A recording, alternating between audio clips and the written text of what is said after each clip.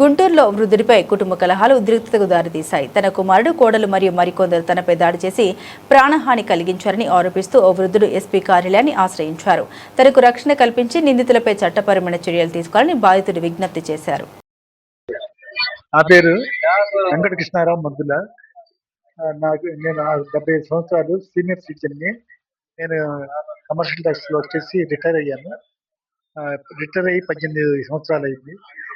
మా నాన్నగారు రాసిన ఒక ఐటమ్ ఆఫ్ ప్రాపర్టీ నాకు అనుభోగ హక్కులు, నేను బతికున్నంత కాలం దాని మీద అనుభోగ హక్కులు రాసి తదనంతరం మా రెండో అబ్బాయికి రాశాడు. అతని పేరు మద్దెల శ్యామ్ సుందరు. అతను ఆమ్స్టర్డామ్లో ఉద్యోగం చేసి ఉద్యోగం 2022లో పోవటం వల్ల ఆయనగా గుంటూరు ఆమ్స్టర్డామ్ తిరుగుతాం అన్నాడు. ఆయన పెళ్లి చేసుకోలేదు, మేము చేయలేదు, ఆయన చేసుకోలేదు. తర్వాత ఎవరినో తీసుకొచ్చి ఆమె పేరు కవిత, ఈయన నా భార్య అన్నాడండి.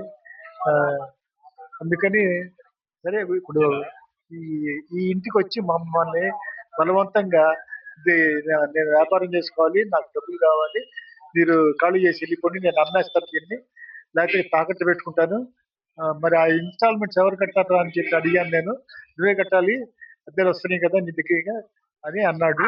కానీ నేను ఒప్పుకోలేదు. ఇక ఆ విధంగా నన్ను ఇంట్లో నుంచి వెళ్ళే విధంగా నన్ను దుర్భాషలాడటం చాలా.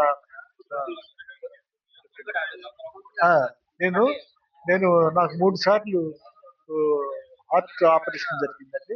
2004లో బైపాస్ జరిగింది, 2015లో స్టంట్ వేశారు, 2022లో స్టంట్లు వేశారు. ఏదో మందులతోటి బతుకుతా ఉన్నానండి. అటువంటిది నా దగ్గరికి వచ్చి బలవంతంగా నన్ను ఖాళీ చేస్తావా, చేయకపోతే నేను అంత తెలుస్తానని చెప్పేసి అని అతను, అతని భార్య నా దగ్గర తాళాలు ఉంటే అన్ని లాక్కొని తలుపులు తాళాలన్నీ తీసేసారండి. అది జరిగింది. ఇప్పుడు 7వ తారీఖు వచ్చారు, ఇప్పటి వరకు ఇంట్లోనే ఉన్నారు. బయట నుంచి ఎవరెవరినో తీసుకొచ్చి నీ మీద SC ST కేసు పెడతాను ఇగో అని చెప్పేసి వాళ్ళు వచ్చారు. వాళ్ళంతా SC STలు, నువ్వు తిట్టినట్టుగా పెడతాను నేను అని చెప్పేసి SC ST కేసు పెట్టారు.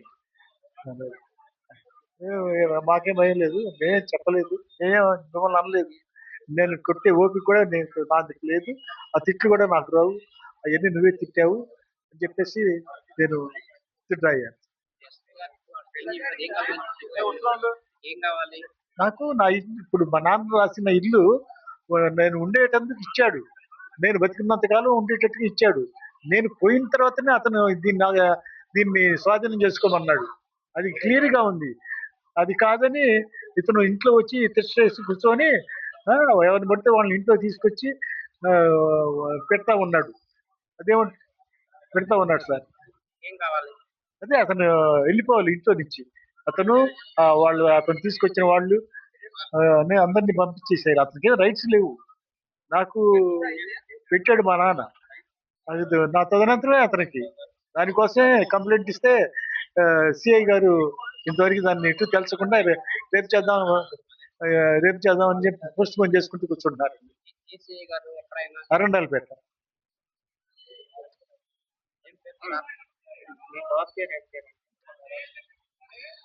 హరాస్మెంట్ కాదు, అంటే చేయట్లేదు. మేము వచ్చింది పర్పస్ 7వ తారీఖున కంప్లైంట్ ఇచ్చాము. మా అబ్బాయి పేరు శ్యామ్ సుందర్.